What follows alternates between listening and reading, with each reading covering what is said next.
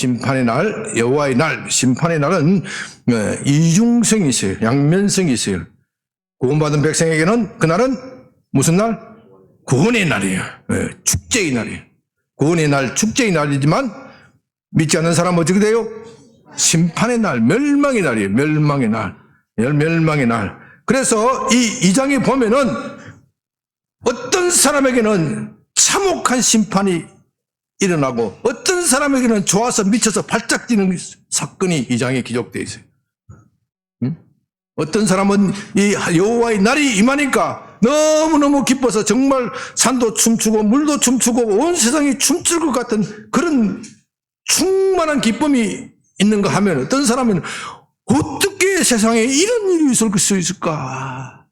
땅이 푹 꺼지는 날이 있어. 꺼지는 사람이 있어. 여호와의 날의 이중성이에요. 먼저 땅이 푹 꺼지는 사람은 그것을 말합니다. 곧 어둡고 캄캄한 날이요 짙은 구름이 덮인 날이라.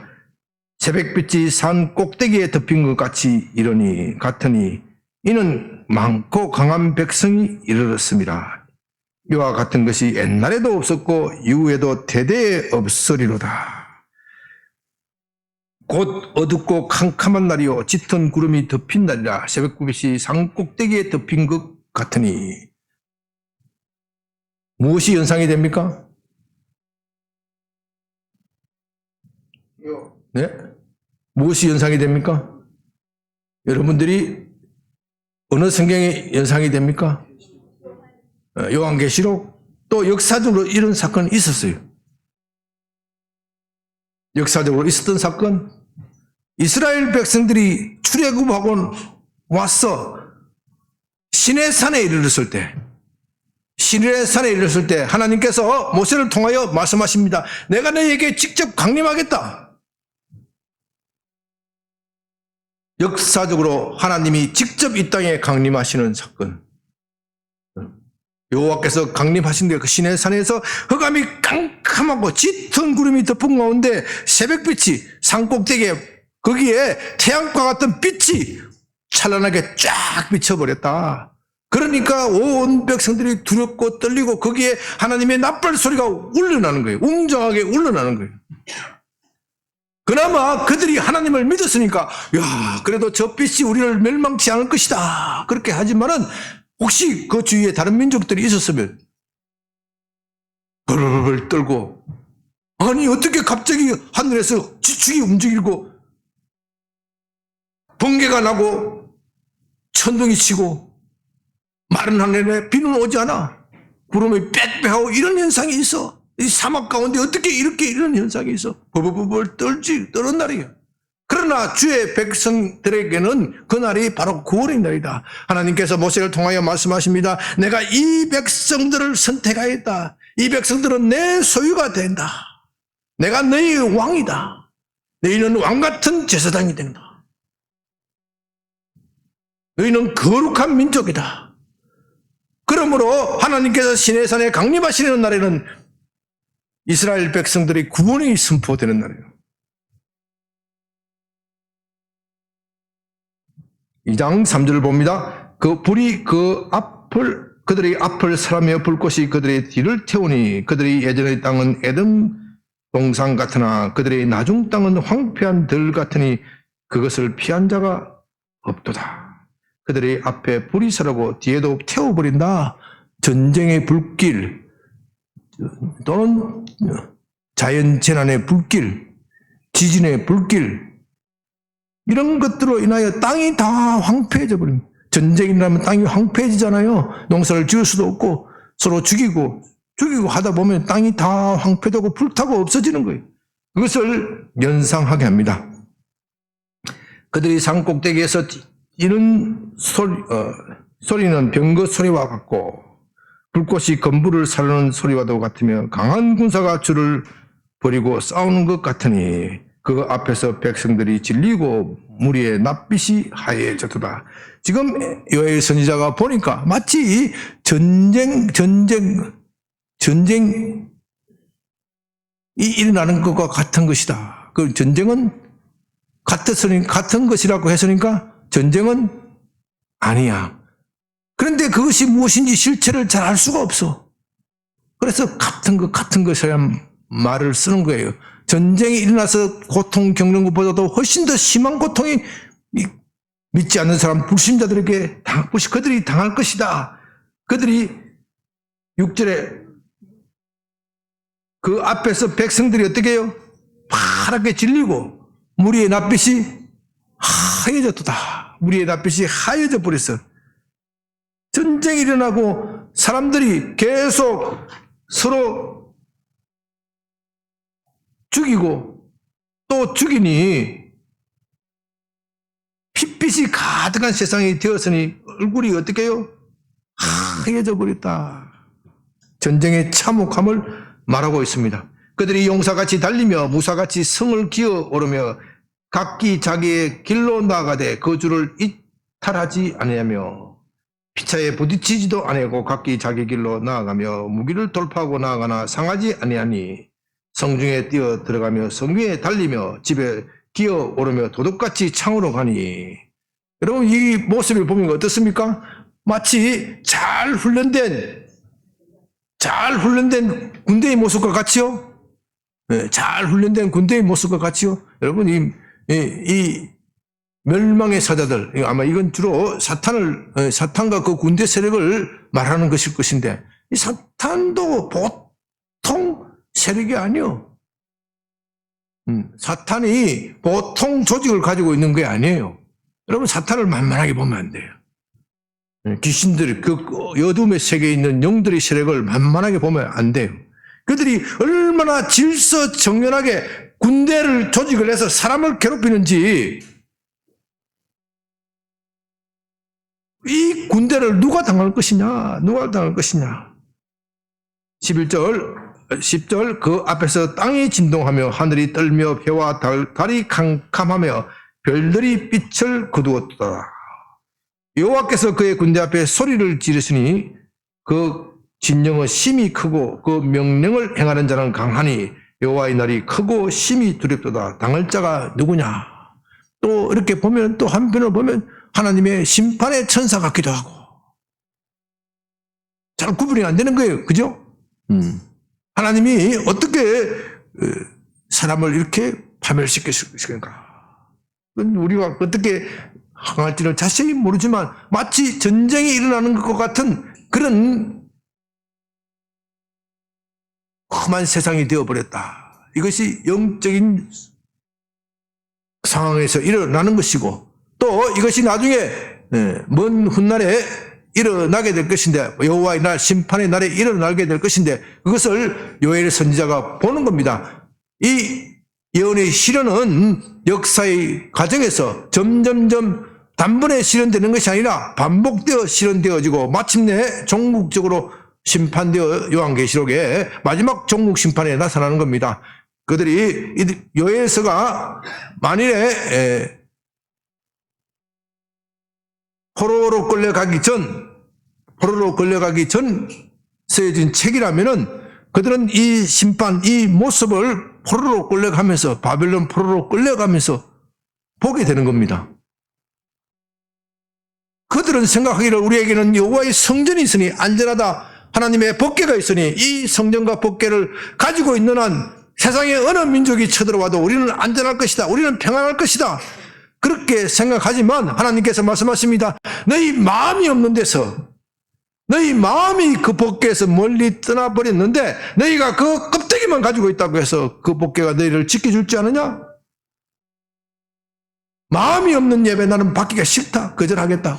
이 마음이 없는 예배를 거절하기 위해서 나는 이 내가 지은 성전, 솔로몬에게 내가 맹세하고 약속하기를 네가 지은 이 성전에 내가 영원히 함께 하겠다. 그러나 너와 내 후손이 나와의 언약을 버리면 이 성전이라도 내가 부숴버리겠다. 그렇게 말씀하신 것을 그대로 시행하겠다 하시는 거예요. 그러므로 그들이 마음이 없이 가지고 있던 그 성전은 그들을 보호하고 지켜주지 못하였습니다.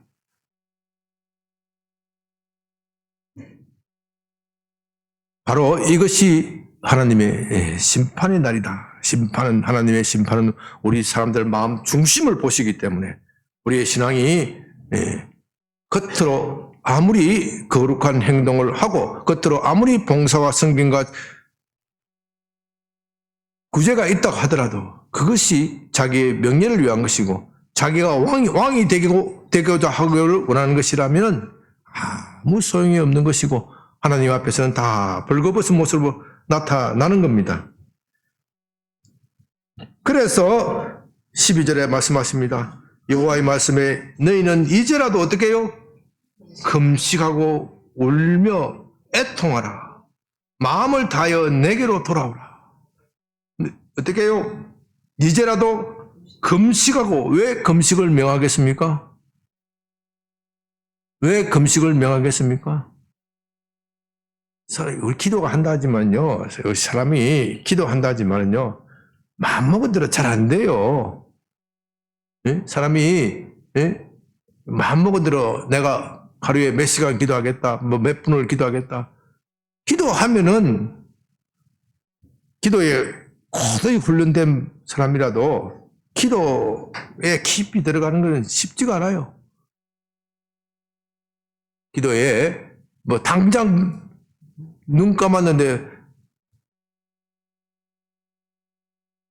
아주 뭐 깊은 세계에 들어가서 입신하더라. 그렇게 간증하는 사람이 있는데 난 그런 말 잘 안 믿어. 지가 귀신이 입신시킨 거지. 귀신이 입신시킨 거지.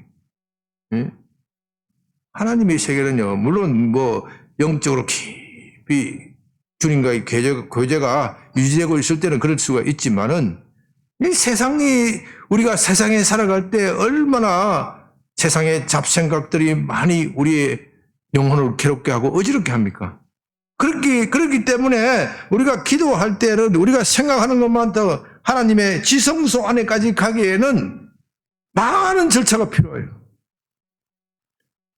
많은 절차가 필요해요. 여러분, 구약 성경에서 제사장이 지성소에 들어가는 것이, 한번 들어가는 것이 얼마나 어려운지 아세요? 아무 제사장이나 가는 게 아니에요. 누구만 가는 거예요? 대제사장만. 그것도 1년에 몇 번? 단 한 번이에요. 그 대제사장은 1년에 단 한 번 하나님을 만나기 위해서 1년을 준비해야 돼요. 1년을. 왜 하나님을 만나야 돼요? 하나님을 만나야 결판이 나지. 하나님을 만나야 이스라엘의 문제가 해결이 되지. 하나님을 만나야 내 삶의 문제가 해결이 되는 거예요. 여러분들이 하나님의 성전에 와서 지성소까지 들어가지 않으면 소용이 없어. 왜? 하나님께서 말씀하시기를 그 지성소에 있는 시언자, 법궤가 있는데 법궤 위에가 시언자야. 시언자에 내가 있겠다 그랬어.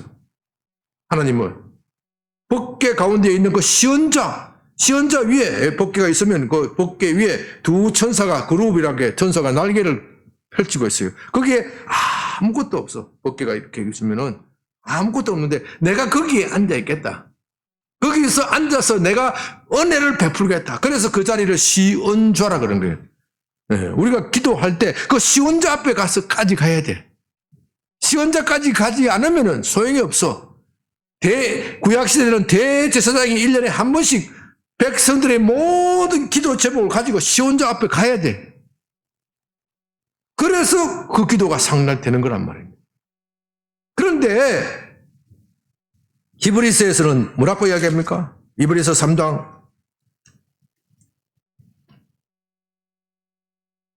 16절.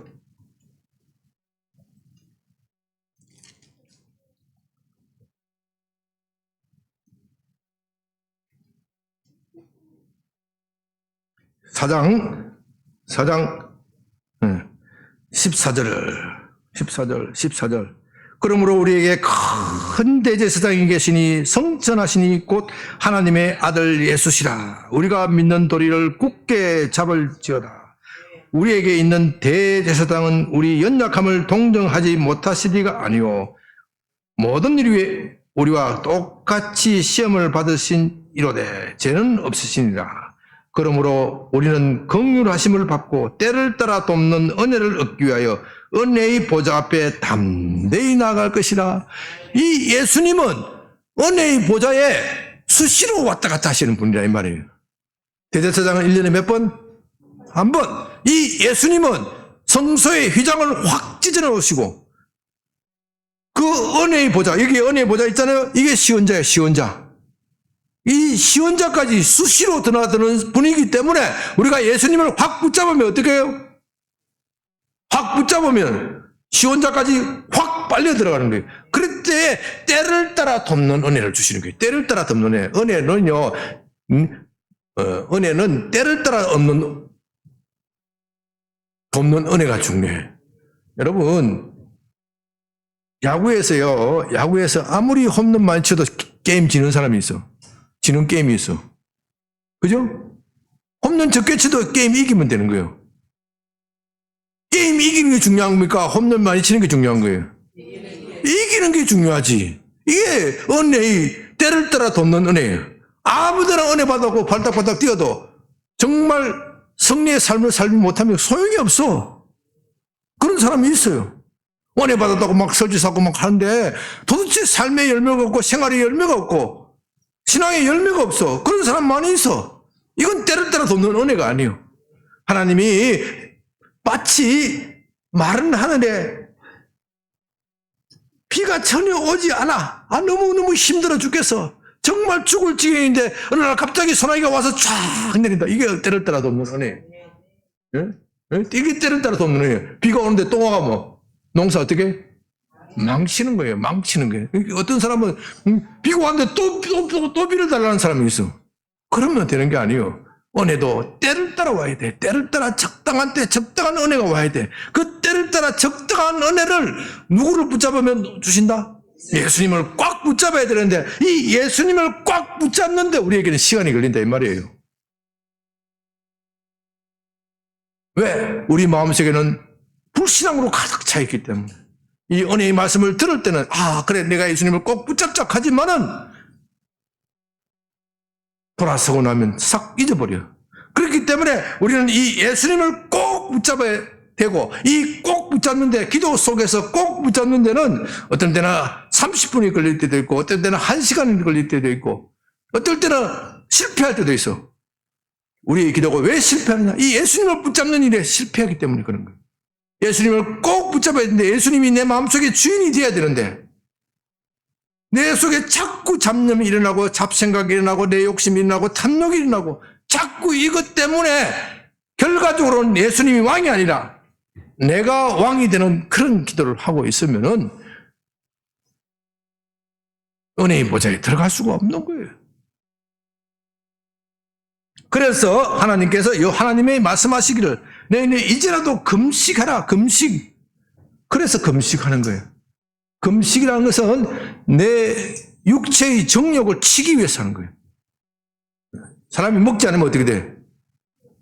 먹지 않으면 힘이 없고 그 다음에는 어떻게 돼? 결국은 죽어요. 금식은 뭐냐면 죽기를 각오하는 거예요. 금식은 죽기를 각오하는 거예요. 사람이 굶어야 긴박감이 생겨. 굶어야 긴박감이 생겨. 굶지 않으면 긴박감도 안 생겨. 이 기도는 긴박해져야 기도가 나오는 거예요. 애통해하는 기도. 긴박감이 없으면 평안하면 기도가 안 나와. 모든 사업이 잘 되는데 애통해하고 하나님 나라를 애통해하고 정말 하나님의 나라를 갈망한다. 이 사람은 진짜 훌륭한 사람이에요. 그런 사람은 천에 한 명도 없어. 만에 한 명 나올까 말까 해. 그런 사람은 만에 한 명 나올까 말까 해. 그래서 우리 인간은 부정적인 생각, 탐욕적인 생각, 이기적인 생각, 자기 자신이 왕이 되는 생각으로 가득 차 있기 때문에 이 생각을 죽이기 위해서 뭘 한다고요? 금식을 한다. 금식을 하면 울음이 나와요. 왜 울음이 나와요? 배고파서 우는 거예요. 배고파서 울어. 맞아. 처음에는 배고파서 울어. 배고파서 금식을 안 해본 사람은 몰라 이거. 배고파서 울어. 배고파서 아이고 주여. 괜히 금식했네. 다음에 금식해도 되는데 비비고 온다고 처음에는. 비비고 몸이 꼬이고 아이고 주여. 이거 꼭 내가 해야 되냐? 아이고, 배고파 죽겠다. 어느 단계 지나면은, 하나님, 그 다음에 애통하는 마음이 생겨. 애통하는 마음. 정말로 내가 바라던 것은 하나님과 바라던 것이 다르구나. 내 마음과 하나님의 마음은 다르구나. 이것이 금식하면서 육신의 정욕들이 사라지면서 주님께서 나중에는 어떻게 되느냐? 배고프면 단계를 지나고 나면은 죽이든지 말든지 알아서 하세요. 네? 죽이든지 말든지 알아서 하세요. 그렇게 되면은 마음에 애통함이 와. 마음에 애절함이 와. 네? 이 애통함이 줘요. 애통하는 자가 복이 있나니 뭐라 그래요? 천국이 저희 것입니다. 애통하는 자, 천국을 위하여 애통하는 사람이 복이 있는 것이지 아무데나 애통하는 사람이 복이 있는 게 아니에요. 네? 자기 정욕을 위해서 애통하는 거 무슨 복이 있겠어요? 천국을 위하여 애통하는 사람, 천국을 위하여 애통하듯이 간절히 찾는 사람이 복이 있다. 그런 사람이 천국을 가질 것이 될 것이다. 그래서 애통하는 단계를 지나면은 마음을 다하여 내게로 돌아오라. 마음을 다하여 돌아온 일이 주님께 돌아가는 일이 쉽다 이 말이에요. 우리가 마음을 다하여 주님께 돌아가야 주님이 우리에게 복을 주시는 것인데 그게 쉬운 게 아니라는 이야기예요. 마음을 다한다는 게 이것보다도 어려운 일이 없어. 마음을 이건 제 힘으로 되는 일이 아니요. 엄밀하게 말하면 인간의 힘으로 되는 일이 아니요. 그러나 우리가 금식하면서, 금식은 우리가 할 수 있지. 금식까지는 우리가 할 수 있어요. 그죠? 내가 안 먹으면 되는 거니까. 네? 내가 안 먹으면 되는 거니까. 그건 내가 할 수 있어. 그건 내가 할 수 있는 그 최상의 것을 다 할 때 하나님께서 어느 순간에 나한테 애절한 마음을 주시오. 애절한 마음, 내가 생각하던 것이 잘못되었으니까 내가 이거 고쳐야 되겠다. 애절한 마음을 주시고 그 다음에는 마음을 다하여 하나님을 찾는 마음을 주시오. 내가 사랑하던 그것 아무것도 아니었구나. 내가 지갑을 잃어서 애통해 했는데 이제는 지갑이 아니라 내가 나의 삶 속에 예수님이 없는 것을 애통해 하는 마음, 예수님이 없어서 애통해 하는 마음, 이런 마음이 생기는 거예요. 이거는 내 힘으로 되는 게 아니에요. 이건 내 힘으로 되는 것이 아니고 하나님이 부어주셔야 하는 말이에요. 그래서 13절에 너희는 옷을 찢지 말고 마음을 찢고 너희 하나님 여호와께로 돌아올지어다. 옷을 찢는 건 여러분이 할 수 있어요? 없어요? 있어요. 옷을 찢어야 마음이 찢어지는 거예요. 여기 어떤 사람은 이렇게 하면 옷은 괜찮고 마음을 찢지 말라. 그렇게 생각하는데 그게 아니고 금식은 내가 할 수 있잖아요. 금식은 말하자면 내가 옷을 찢은 거야. 이 옷을 찢고 자랑하는 사람이 있어. 금식을 했다고 자랑하는 사람이 있어. 내가 일주일 금식했는데 일주일 금식하니까 처음에는 일주일 금식하니까 그 다음에 또 어떤 사람이 나타나서 나는 열흘 금식했는데 또 어떤 사람은 또 그 다음에 또 사람이 나타나서 뭐라고 또 자랑해요? 20일 금식했는데 그거 가지고도 안 되니까 또 이제 30일, 40일 그거 금식을 자랑하면은 소용이 없어. 금식이 필요하고 옷을 찢는 것이 필요하지만은 그 옷 찢을 가지고 내가 회개하는 마음으로 하나님께 기도하기 위해서 옷을 찢었습니다. 그 사람 앞에 자랑하는 게 아니에요. 하나님 앞에서 자랑하는 게 아니에요. 너무나도 애절하기 때문에 할 수 없이 찢었다는 거예요. 그게 무슨 자랑거리냐 이거죠. 진정으로 이렇게 자기 옷을 찢으면은 마음이 찢어져요. 마음이 찢어져요. 우리 마음은 마음이 성경에 어떤 데 보면 가죽과 같아. 그래서 마음이 가죽이 얼마나 찔긴지 아무리 문대고 해도 이게 끊어지지가 않아. 끊어지지가 않아. 또 어떤 데는 돌과 같아. 마음이 얼마나 딱딱하고 굳었는지 마음이 딱딱하고 굳었는지 돌덩어리가 있다. 또 어떤 데는 뭐라고 해? 우리 마음을 가지고 목이 고든 백석이다. 목에 뭘래요? 기부스를 냈어. 기부스를 내서 돌아가지가 않아. 돌아가지가 않아. 어떤 사람 보면 목에 기부스하고 다니는 사람이 있어. 예? 돌아가지가 않아. 목이 부들부들해야 예? 건강하고 예? 참 하나님이 서시기에 좋은데 이거 영어로 말하면 뭐라 그래? stiff necked. 예? 목이 기부스된 사람. 예? 우리 지금 이스라엘 백성들이 목에 기부스가 되어 있어요. 하나님이 지금까지 하나님께서 우리에게 복을 주셨고 복을 주셨기 때문에 또 우리가 조금 잘못해도 계속 함께 하실 거야.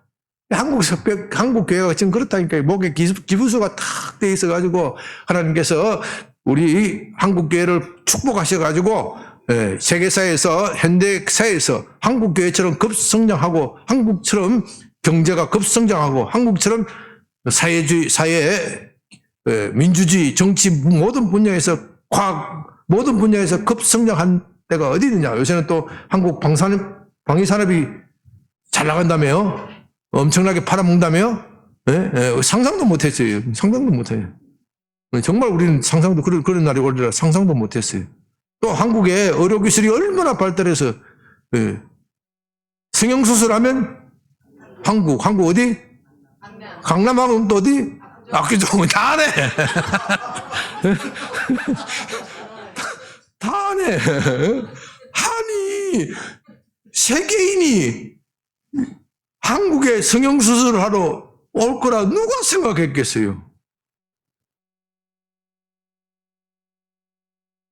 그러는 사이에 우리의 목이 딱딱하게 굳어졌어. 이것이 다 하나님께서 우리 선배들이 우리의 신앙의 선배들이 정말 배고파하면서 금식하면서 때로는 금식하면서 하나님을 부르짖고 하나님 내 꼬라지를 보십시오. 내 행편을 보십시오. 내 자식을 데리고 이 어린 자식이 굶어 죽는 것을 내가 어떻게 볼 수 있습니까? 하나님 나를 건져주시옵소서. 나를 살려주시옵소서. 이 나라를 살려주시옵소서. 그렇게 우리의 신앙의 선배들이 80대 90대 신앙의 선배들이 배가 고파가면서 예수 믿고 배가 고파가면서 목숨 걸고 예수 믿었기 때문에 하나님께서 복을 주신 거예요. 복을 주셨는데 이 60대 70대들이 이 복을 무슨 당연한 것처럼 생각하고 이 복 따면 내가 아침에 이야기했잖아요. 이 60대 70대 대한민국 60대 70대 후반 말고 70대 초반 50년대 전쟁 끝나고 나서 태어난 사람 53년 이후생 딱 70대잖아요. 60대 초반부터 60대부터 이 10년간 이 인간들이 나도 포함해서 제일 복 받으셔야 돼요. 제일 복 받으셔야 돼요. 대한민국의 국군 상승기. 대한민국이 가장 가난한 국가에서 가장 부자 국가를 되는 것을 자기 눈으로 보셔야 돼요. 60대는 자기 눈으로 보셔야 돼. 부자로 태어났다가 쫄딱 점점 망해지고 가는 거, 이건 그거 보는 자식은 행복하게 불행해요. 불행한 거예요. 거지로 태어났는데 그 자기 집이 아버지가 어떻게 해서 천신만고 그때 성공하고 부자가 되는 그 자식은 뭐예요? 행복한 거예요. 어릴 때 고생했지만 그 고생한 거 다 너무나도 어릴 때 했기 때문에 기억만 있고 별로 힘들지 않아. 나이가 들어서 고생하는 거는 얼마나 쪽팔리고 힘들어요. 어릴 때 하는 거는 내나 고생하는 거야 별로 쪽팔리지도 않아. 응?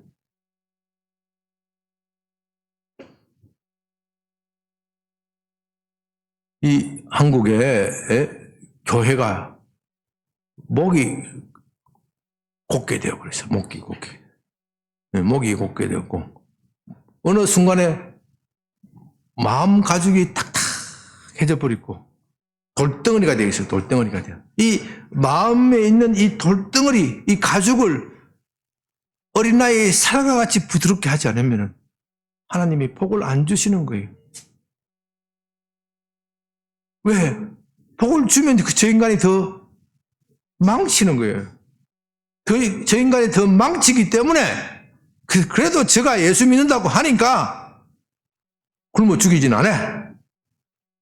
굶어 죽지 않을 정도만 간당하게. 여러분 그렇게 믿으면 안 돼. 복을 받을 때는 어떻게? 확 받고 내뿐만 아니라 내 자자손손 되도록 받도록 그렇게 복이 넘치도록 해야 되지. 그래서 그거를 하려고 하면은 1장 2절에서 3절에서 어떻게 해요? 하나님께서 복음을 어떻게 해요?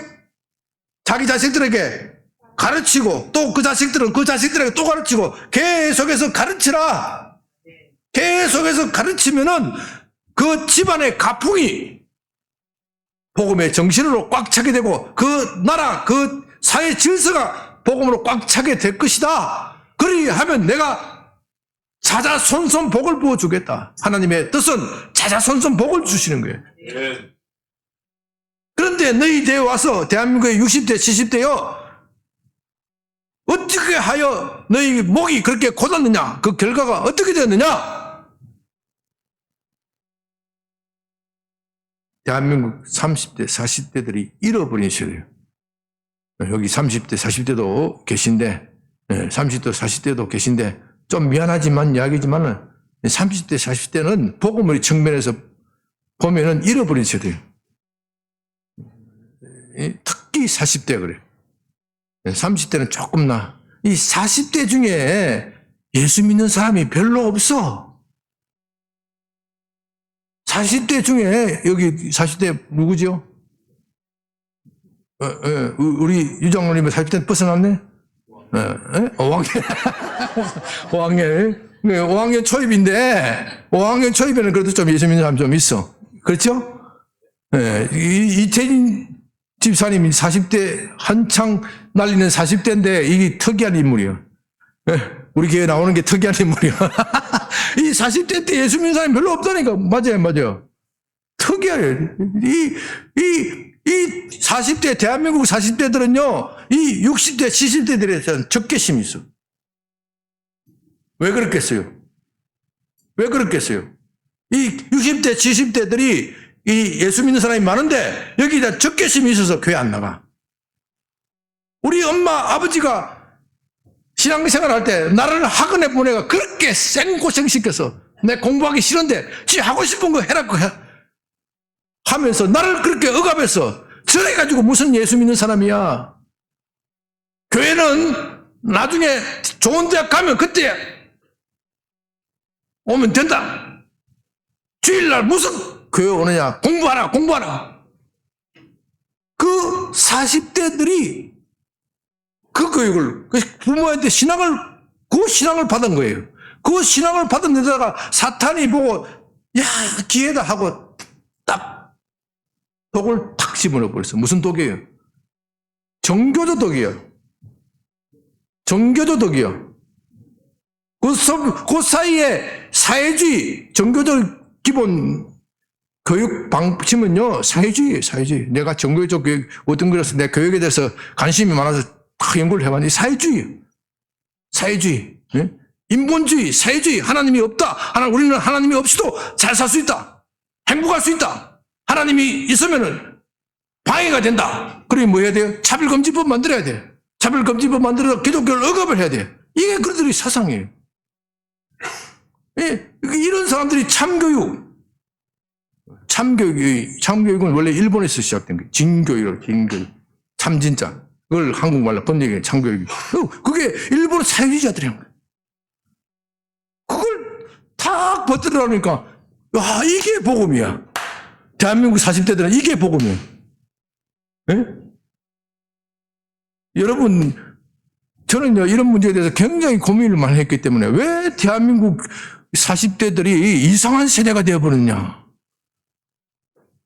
이상한 교육을 받았어요. 그 이상한 교육을 받도록 해준 것이 누구냐? 대한민국 60대, 70대라니까요.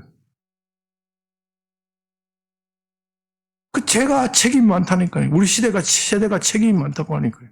그런데 우리 김재인 전도사님 말 들어보면 또 희망이 있어. 예? 또 희망이고. 대한민국이 40대들이 자식은 또 엉터리로 가르친다네. 예? 엉터리로 가르치고 대한민국 20대들은 교회에 대해서 관심이 많습니다. 10대들은 교회에 관심이 많습니다. 그래요, 이게. 예?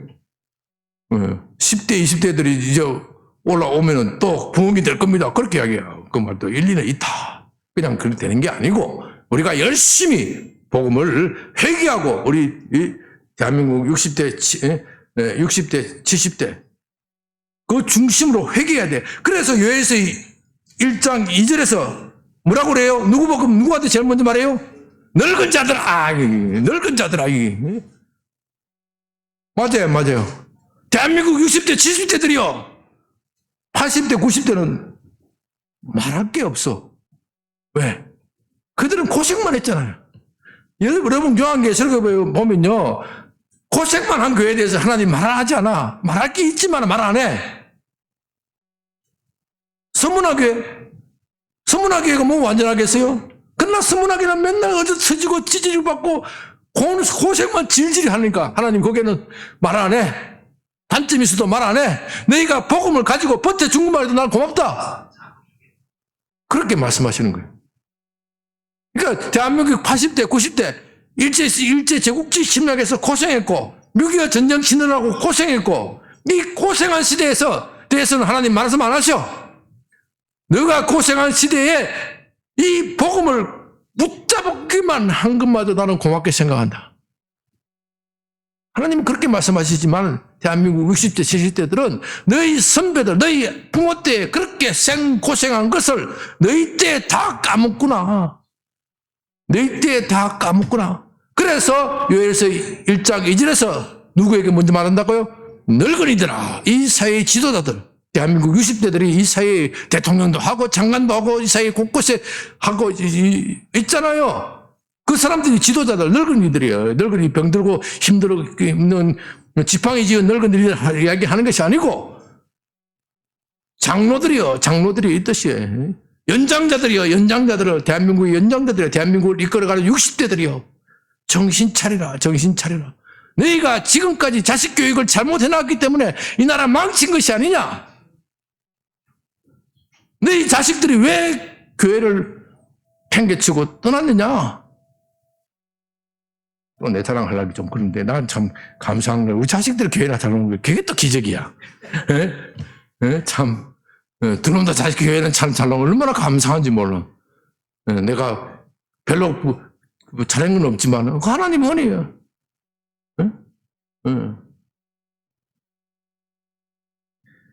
그래서 주님께서 우리에게 말씀하십니다. 너희는 옷을 찢지 말고 마음을 찢어라. 여호와께로 돌아올지어다. 왜요? 하나님은 은혜로우시며 자비로우시며 노하기를 더디하시며 인애가 크시고 뜻을 돌이켜 재앙을 내리지 아니하시려니. 앞에 지금 여호와의 날에 대한 재앙을 잔뜩 말하지 않습니까? 내가 이것을 내리는 것은 나의 본심이 아니다. 나의 본심은 너희가 이것을 알고 피하는 것이다. 비록 죄인이라고 할지라도 죄인이 죽는 것은 나는 기뻐하지 않는다. 에스겔서 33장 11절 나는 죄인의 죽음에 대해서 기뻐하지 않는다. 오히려 그들이 회개하고 생명 얻기를 원하는 것이다. 그것이 나의 본심이다. 그는 은혜로우시며 자비로우시며 노하기를 더디하시고 인애가 크시고 뜻을 돌이켜 재앙을 내리지 아니하시나니. 주께서 혹시 마음과 뜻을 돌이키시고 그 뒤에 복을 내리사 너희가 여호와께 소제와 전제를 드리게 하시지 아니하시는지 누가 알겠느냐.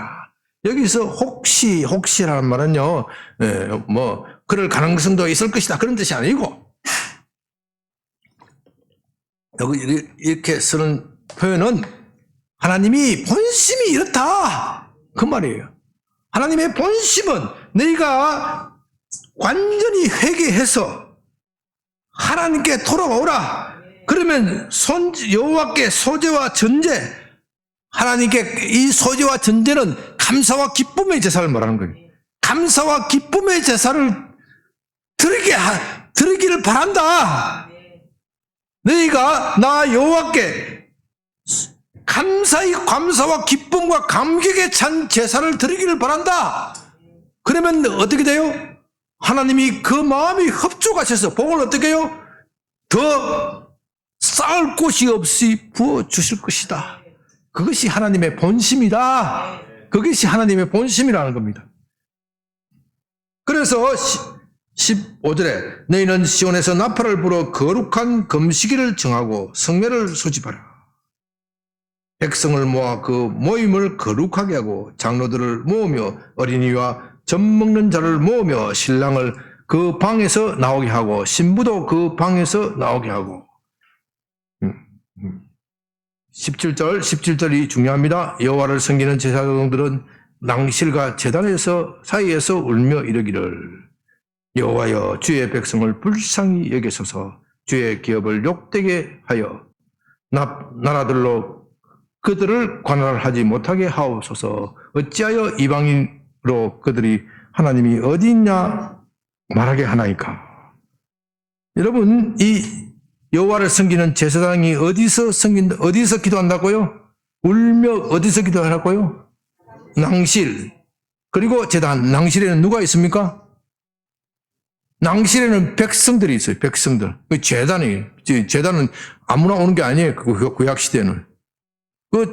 백성들과 하나님 사이에, 그 사이에 제사장이 백성들을 위하여 울며 기도하라는 거예요. 너희 목사들이여, 너희 영적 지도자들이여, 한국교회 지도자들이여, 너희가 먼저 회개하고 울며 기도하라.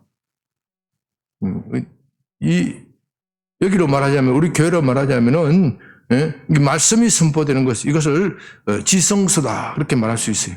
하나님의 말씀이 선포되는 은혜가 베풀 말씀 속에서 말씀이 전파되는 것에 하나님의 은혜도 가는 것이니까 꼭 구약하고 꼭 비교할 수 없는 그런 측면이 있습니다만은 비유적으로 말하면 그럴 수가 있어요. 그러면 낭실이 어디예요? 예? 낭실이 어디예요? 낭실이 어디예요? 여러분이 앉아 있는 것이 낭실이에요. 백성들과 함께 제사장들이 드리는 거예요. 그러면 이 제사장은 어디서 기도하라고요? 요 앞에서 기도해요. 그래서 내가 요 앞에서 맨날 기도한다니까. 아시겠어요? 네? 내가 왜 요 앞에서 기도하는 줄 아세요? 내가 이 앞에서 기도하다가 무릎이 까졌잖아. 무릎이 까지니까 한 번은 무릎이 쭉 늘어졌더라고. 보셨어요? 무릎이 쭉 늘어졌어. 그때 우리 임건사님이 지금 잠깐 주무시긴 해도 가끔 중요한 일을 하셔. 그거 어떻게 알고 아주 불신한 방석을 가지고 목사님 이거 깔고 기도하세요. 내가 보고 코박 쳐박고 그거 기도하고 죽으란 말인가 하고. 그런 뜻은 아니겠지만은, 그거 있으니까 얼마나 편하게 기도하는지 몰라. 응? 이 제사장이 울며 기도해야 된다. 울며 뭐라고 기도하래요? 우리 백성을 불쌍히 여겨주시옵소서. 하나님의 제사장이 우리 백성을 불쌍히 여겨주셔서 주님, 잘못한 것은 이 제사장입니다. 접니다. 치려면 저를 치시죠. 저를 치시죠. 백성을 불쌍히 여기소서. 그렇게 기도를 해야 돼. 우리가 그건 할 수가 있어요. 성회로 모이는 것도 할 수가 있고 제사장이 울며 기도하는 것도 할 수가 있어요. 그런데 왜 하나님의 역사가 안 나타나느냐 이거예요. 하나님의 역사가 안 나타나느냐 이거예요.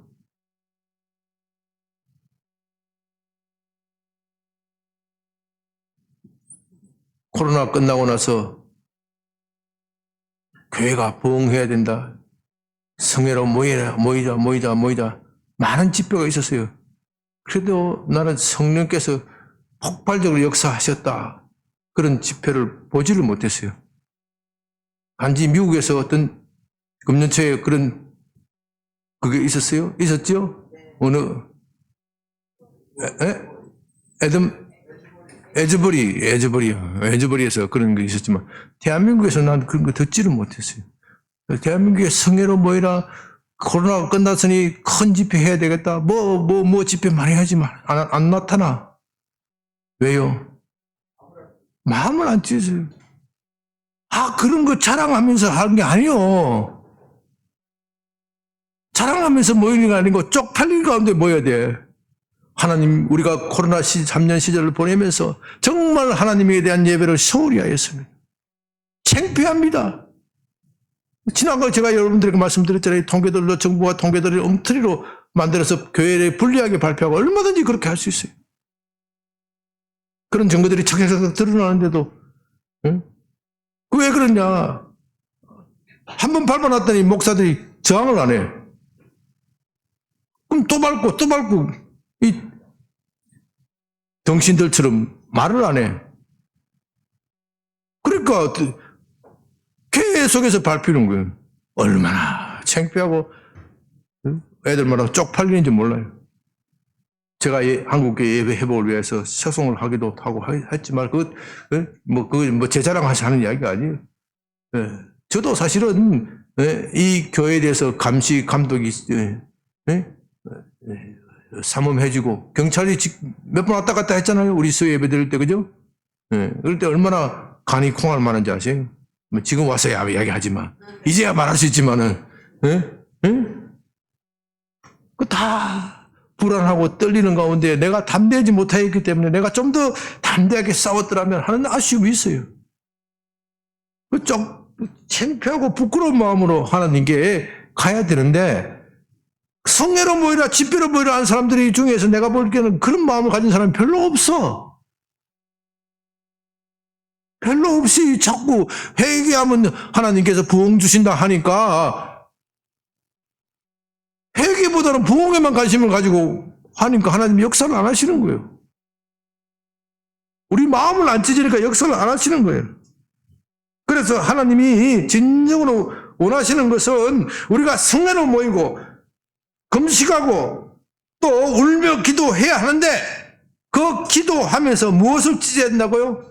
마음을 찢어야 돼. 너희 옷만 찢지 말고 마음도 찢어라. 마음도 찢어라. 마음이 찢는 것이 잘 안 되니까 내게 구하라. 내게 구하라. 하나님께서 마음을 찢어주겠다. 마지막 단계, 요엘서의 마지막 단계는 너희 마음을 내가 찢어주겠다. 약속하시는 단계. 요엘서 2장의 마지막 되면은 너희 마음을 찢어주겠다. 약속하시는 거예요. 18절.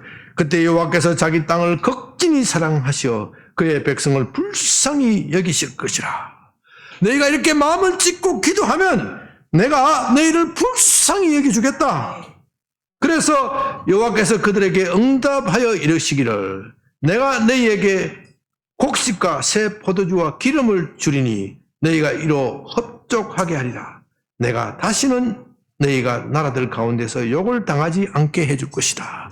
너희의 문제를 너희 마음을 찢고 기도하면 내가 다 해결해 주겠다. 너희 삶의 모든 문제를 다 해결해 주겠다. 내가 북쪽 군대를 너희에게서 멀리 떠나게 하여 메마르고 적막한 땅으로 쫓아내리니 그 앞에 부대는 동해로 그 뒤에 부대는 서해로 들어갈 것이요 상한 냄새가 일어나고 악취가 오르니 이는 큰 일을 하였음이라 하시니라.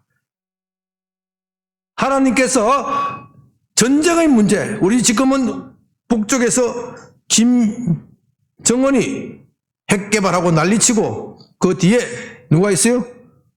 중국이 있고 또 러시아가 있고 어떻게 중국과 러시아는 이 북한을 핸들링하면서 누구를 괴롭히려고 하는 목적이에요? 미국을 괴롭히려고 하는 목적이에요. 우리는 마치 장기판에 졸과 같이 아무나 흔드는 그런 나라가 되어버렸어.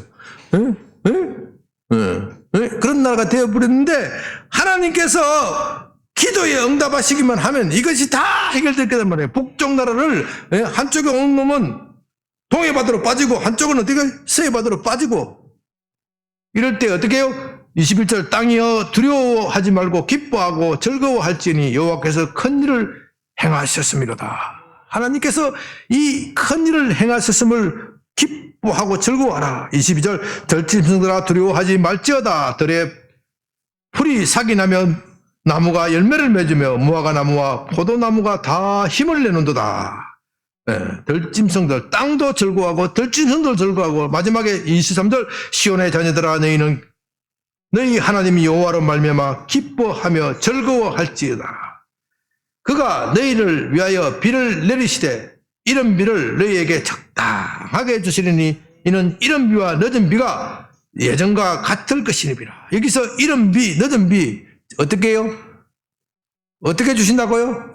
적당하게. 비가 적당하게 와야 돼. 은혜도 적당하게 와야 돼. 적당하게. 그게 때를 따라 돕는, 히브리서 4장에서 말하는 때를 따라 돕는 은혜예요. 적당하게, 모든 것이 적당하게, 그 사람의 신앙 상태에 따라서 적당하게 와야 돼. 신앙 상태도 별로 좋지도 못한데 큰 기적과 치유의 능력을 맛보면요, 교만해져 가지고 자빠진다고. 네? 적당한 은혜가, 적당한 은혜가 좋은 거예요. 적당한 은사. 네? 우리 양변교회가 신앙이, 교인들의 신앙이 별로 성장하지도 못하는데 지갑이 찾는 일이 일어나고 이렇게 하면 교만해지는데, 네? 무슨 말씀인지 알겠어요? 우리 신앙의 내면의 인격이 크면 클수록 그런 기적들이 더 풍성하게 일어나게. 이게 적당한 은혜야. 이게 적당한 은혜야. 그렇게 되면 어떻게 돼요? 마당에는 밀이 가득하고 독에는 새 포도주와 기름이 차리로다. 내가 전에 너에게 보낸 큰 군대 곧 메뚜기, 너치, 황충, 팥중이 먹은 횟수대로 너에게 갚아주리라. 너희가 먹되 어떻게 해요? 풍족히 먹고 너희에게 놀라우신 일을 행하신 너희 하나님 여호와의 이름을 찬송하실 것이라. 내 백성이 영원히 수치를 당하지 아니하리라. 자, 보십시오. 27절이 중요해. 그런즉 내가 이스라엘 가운데 있어 너희 하나님 여호와가 되고 다른 이가 없는 줄을 너희가 알 것이라. 제가 가장 큰 것은 뭐라 그랬죠? 예수님. 하나님이 우리와 함께 계신다. 예수님이 우리와 함께 계시는 것은 곧 하나님이 우리와 함께 계시는 것입니다. 그렇기 때문에 예수님을 부둥켜 안고 구하는 것이 가장 큰 것이다. 하나님이 우리 가운데 계시면 어떻게 돼요? 내 백성이 영원히 수치 당하지 아니할 것이다. 영원히 흔히 말하는 대로 쪽팔릴 일이 없을 것이다.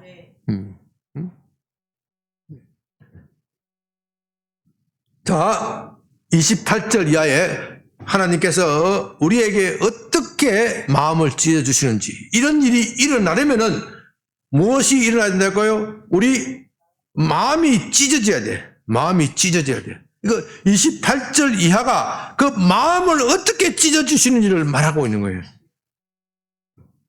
그 후에 내가 내 영을 만민에게 부어주리니 너희 자녀들이 장래일을 말할 것이요 늙은이는 꿈을 꿀 것이며 너희 젊은이는 이상을 볼 것이며 그때 내가 또 내 영을 남종과 여종에게 부어줄 것이라. 내가 이적을 하늘과 땅에 베풀리니 곧 피와 불과 연기 기둥이라. 자,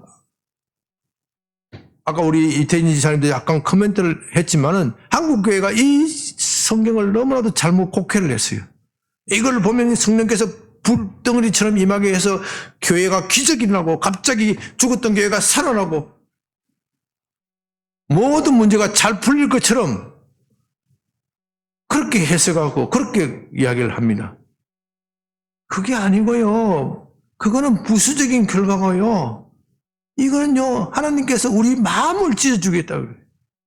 그 약속이에요. 마음을 찢어주시겠다. 마음이 찢어져야 너희 자녀들이 뭐예요? 장래일을 말하고 늙은이는 어떻게 해요? 꿈을 꾸고 젊은이는 이상을 볼 것이고 다 이게 장래일, 꿈, 이상 다 똑같은 말이에요. 똑같은 말인데 다시 말해서 미래에 대한 소망을 가지게 된다 이 말이에요. 이 대한민국의 지금 가장 심각한 문제가 젊은이들의 심각한 문제가 뭐예요? 미래에 대한 소망이 없어요. 미래에 대한 소망이 없으니까 애도 안 나니까 어떻게 인구 절벽이 오는 거예요. 앞으로 10년, 20년이면 대한민국의 인구가 절벽을 만나서 대한민국의 나라가 소멸될지 모른다. 어느 인구학자가 대한민국의 인구 통계를 보고 깜짝 놀랐다 그러잖아요. 아니, 지구상에서 이렇게 빨리 인구가 감퇴하는 나라가 어디 있어? 대한민국이 저주에 걸린 거예요. 이렇게 말해도 젊은이들이 애 안 낳아. 왜? 뭐 때문에? 미래에 대한 소망이 없기 때문에 내가 이제까지 고생을 했는데 내가 이 고생한 것을 내 자식에게 물려줄 수가 없다. 그러나 내가 사는 것이 즐겁고 기쁘고 즐거우면 자식을 어떻게 해요?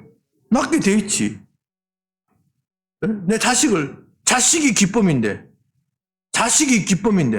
자식을 놓아서 기르는 기쁨이 여러분들이 얼마나 큰지를 잘 모를 거예요. 애 안 낳아본 사람은 잘 몰라. 우리 김평승 목사님 이야기해서 좀 미안하긴 하지만 얼마나 대가족 살림을 이끄느라고 얼마나 힘들어요. 때로는 저한테 불평합니다. 아이 저놈들 빨리 쫓아보내고 둘이가 살자고. 그런데 밤에 레아가 와서 할머니 낑낑낑 하면 그 싹도 없어져 버리고 아이고 우리 새끼야 재롱을 떨면은 입에 있던 불평분만이 싹 사라져 버리고. 그래도 힘들어도 괜찮지? 괜찮지? 조금 있다가 바울이가 쭉 쫓아와서 할머니 책 읽어주세요. 쭈르륵 하면 할머니 피곤한데 할머니 읽어줘야 왜 읽어주셔야지. 내가 동전 하나 탈 거 아닙니까?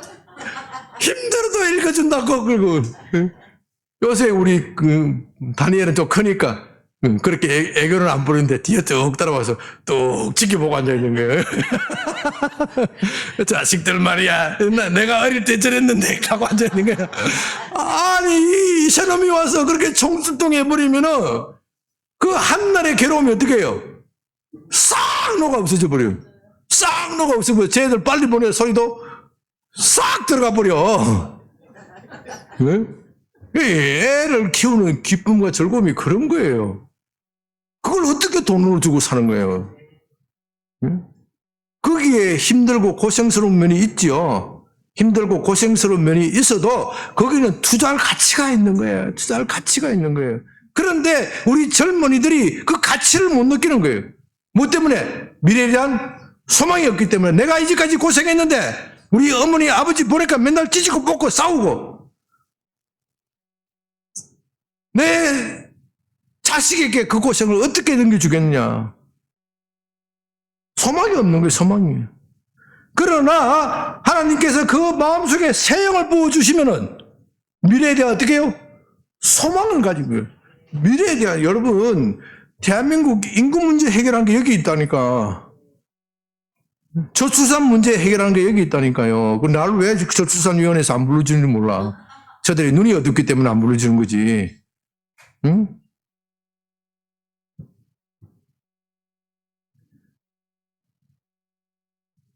내가 이적을 하늘과 땅에 베풀리니 곧 피와 불과 영국 기둥이다. 여호와의 크고 두려운 날이 이르기 전에 해가 어두워지고 달이 핏빛같이 변하리니. 지금 해가 어두워지고 달이 핏빛같이 변하는 현상이 일어나고 있잖아요. 지상변화, 기상변화 얼마나 심각하고 어려운 일입니까? 정말 엄청난 일이 일어나는데 그래도 일어나도 32절에 어떤 자는 구원을 얻는다고요? 누구든지 여호와의 이름을 부르는 자는 구원을 얻으리라.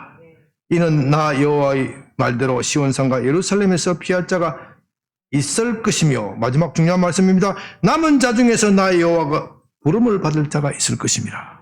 세상에서 심판을 당하고 세상에서 노동을 치고 세상이 휩쓸리고 이리저리 휩쓸려서 정말 소망이 없지만은 그 가운데에서도 대한민국이 소망이 없는 것 같지만 하나님께서 무엇을 남겨두셨다? 남은 자를 남겨두셨다. 그 남은 자에게 하나님의 영을 부어주시겠다. 하나님의 영을 부어주시면 그들이 마음이 찢어져야 미래가 보이는 거예요. 자기 정욕과 탐욕과 탐심으로 보면 절대로 미래가 안 보여요. 하나님이 아무리 은혜를 부어주시고 아무리 재물을 부어주셔도 미래가 안 보여. 젊은이들이 돈 때문에 애 안 낳는 게 아니라니까요. 돈 때문에 애 안 낳는가 싶어서 이것저것 다 해주고 집도 해주겠다 뭐도 해주겠다 그것만 따먹고 안 낳아.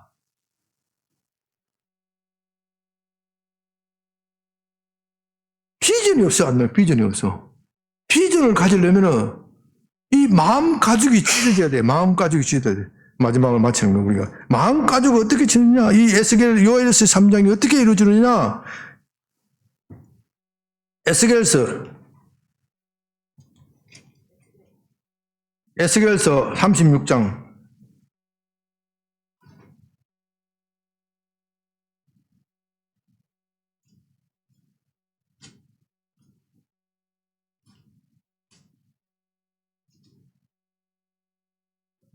이십 25절. 에스겔서 36장 25절. 맑은 물을 너희에게 뿌려서 너희로 정결하게 하되 곧 너희 모든 우상에서 더러운 것에서와 모든 우상 숭배에서 너희를 정결하게 할 것이며. 마음이 왜 더러워졌어요? 우상 숭배. 그것을 에스겔서에서는 술 취함으로 말하는 거예요. 세상에 취했다. 세상의 우상 숭배로 마음이 더럽혀지고 마음이 딱딱하게 됐고 굳게 되었다. 그런데 26절에서 또 새 영을 너희 속에 두고 새 마음을 너희에게 주되 너희 육신에서 굳은 마음을 어떻게 해요?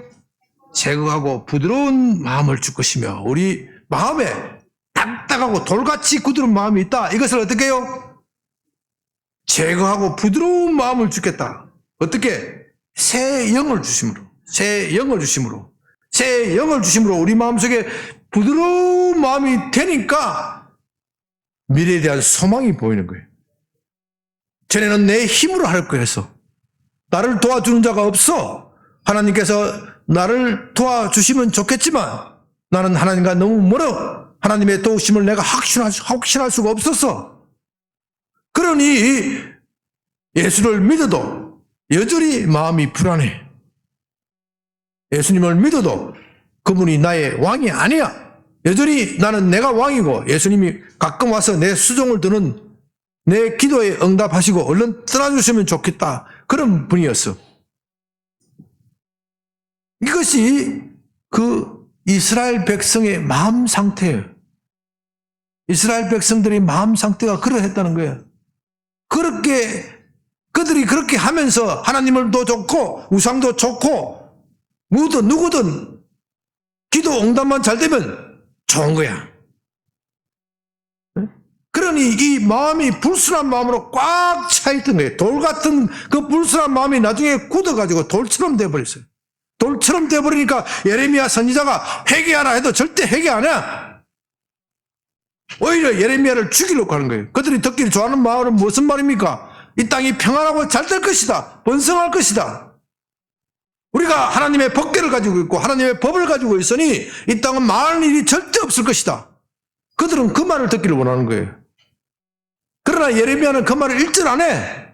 너희가 하나님의 법궤를 가지고 법을 가지고 있고 법을 가지고 있다고 해서 한들 무슨 소용이 있느냐. 너희 마음속에 마음이 우상으로 향하고 있고 너희 마음이 하나님의 법을 멸시하고 있는데 어떻게 그 법궤와 법이 너희를 지켜줄 수 있겠느냐. 너희 마음을 찢으라. 그것이 예레미야서에서 말하는 핵심적인 말씀이고 그 이어서 에스겔에서 말하는 핵심적인 이야기예요. 예레미야, 에스겔은 이스라엘 백성들이 포로로 끌려가는 이야기예요. 이 포로로 끌려가는 두 선지자가 예레미야가 먼저 예언하고 에스겔이 받아서 예언을 했는데 왜 우리가 이 모양 이 꼴로 망했느냐? 마음이 어떻게 해요? 마음이 딱딱하게 돌처럼 굳어서 목이 기부스돼가지고 절대로 하나님에게 복종을 안 하니 이방 백성들로 하여금 끌고 와서 그들의 목을 짓밟아라. 그렇게 당해보고 나니까 정신이 번쩍 들어서 하나님 살려주시옵소서. 하나님 살려주시옵소서. 그것이 렘넌트예요. 그것이 남은 자들이. 하나님 살려주시옵소서. 아무나 하나님 살려주십시오. 그렇게 한 거 아니에요. 10명이 끌려가면요, 바벨론으로 끌려갔을 때, 그 중에 9명은, 이야, 그러면 그렇지. 역시, 바벨론 문화가 훨씬 더 우수해. 바벨론 신이 더 훨씬 우수해. 우리가 하나님을 섬길 때, 거기 하나님의 성경에는, 법궤 위에는 뭐가 있어요? 아무것도 없어. 그러나 이 바벨론이라는 그 도시에 가보니까, 어마어마한 신상이 있어. 그래, 도시가 되려면 이 정도는 돼야 되지. 신상이 있으려고 그러면 이 정도는 돼야지. 그 신상이 뭘로 세워놨어요? 금으로 반짝반짝 빛나고 사람을 길을 압도하는 우상이 있어. 그래서 올라가는 순간 90%는 이야, 그러면 그렇지. 바벨론 신이 최고야. 90%는 다 거기에 동화되고 흡수되고 사라져버렸어. 그런데 나머지 10%의 사람, 하나님, 우리가 정말로 하나님을 잘못 생겼습니다. 하나님을 잘못 생겼기 때문에 이 신도 아닌 이 금과 은, 이 돌덩어리를 내가 섬기게 되었고, 이 돌덩어리 앞에서 내가 절하게 생겼고, 돌덩어리 앞에서 음악을 연주하게 생겼습니다. 그래서 나온 노래가 뭐예요? 바이 더 리버, 바벨론, 바벨론 물가에서, 누가 불렀어요? 호님이 부르는 그 노래예요. 내가 어떻게 하나님의 노래를 이 이방인들의 앞에서 노래할 수 있겠냐? 하나님 내 죄입니다. 그러면서 하나님, 우리의 원수를 갚아주시옵소서, 우리의 원한을 갚아주시옵소서. 그 비통함이 쓰러져 있는 노래가 그 노래예요. 그 시편이에요. 뭐 바이드리블 보니엠이 부르니까 뭐 가볍게 부르는 그게 아니에요. 거기는 비통함과 애절함이 있어. 누가 불렀다고요? 보니엠이 부른 게 아니고, 남은 자. 하나님은 이 남은 자를 통하여 역사하는 거예요. 남은 자를 통하여 역사하는 거예요. 우리 양병교회가 남은 자가 돼야 돼요. 남은 자가 돼야 돼요. 다른 교회는 어떻게 하든지, 다른 사람은 어떻게 하든지 그게 중요한 게 아니야. 자빠지고 넘어질지라도 남은 자가 돼야 돼. 하나님의 역사는 이 남은 자를 통해서 역사하시는 것이지, 그 바빌론으로 끌려가서 흡수된 90%, 그들은 어디 있습니까? 이름도 없어. 지금 바빌론이 어느 나라예요? 어느 나라예요? 이라크예요, 이라크. 이라크 누가 알아주는 나라예요? 실패한 국가예요, 실패한 국가. 왜? 그들이 하나님의 백성을 짓밟았기 때문에 하나님께서 그들을 심판하신다고 말씀하셨어. 이스라엘 백성들이 죄를 지어서 하나님의 심판을 받았지만 그 심판받는 도구도 악인이야, 악인. 그래서 이스라엘을 짓밟는 너도 내가 반드시 심판하여 주리라. 그 약속이야, 그 약속. 그 약속이 요엘서 그 다음에 보면 그 약속이요. 3장까지는 안 하겠는데 오늘 2장까지만 하는데 그 약속이요. 그래서 요엘서 2장에서 다시 요엘서로 돌아가서 하나님께서 그 후에 내 영을 만민에게 부어주리니 너희 자녀들이 장래일을 말할 것이며 너희 늙은이들이 꿈을 꾸시며 너희 젊은이들이 이상을 볼 것이다 하는 것은 우리 마음이 찢어져서 하나님의 새 영이 우리 마음에 부어져서 우리가 새로운 눈을 가지게 되는 거예요. 그전에는 육신의 눈으로 보고 인간적인 생각만 했어. 그런데 하나님의 새 영이 들어오니까 내가 얼마나 비참한 것을 알게 되고 내가 얼마나 하나님의 도움이 절실하게 필요해진 것을 알게 되었어. 그래서 하나님께 열심히 부르짖었더니 하나님께서 어떻게 해요? 18절에 그때 여호와께서 자기 백성 땅의 백성을 극진히 사랑하시어 그를 불쌍히 여기셨다. 이것이 마음에 쏙 들어오는 거예요. 하나님께서 나를 불쌍히 여기셨다.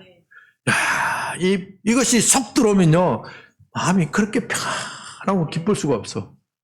하나님이 나를 불쌍히 여기셨다. 이것이 쏙 들어와야 돼. 그런데 안 믿는 사람에게 하나님이 나를 불쌍히 여기셨다. 이 말 해봐요. 아이고 병신 쪼다.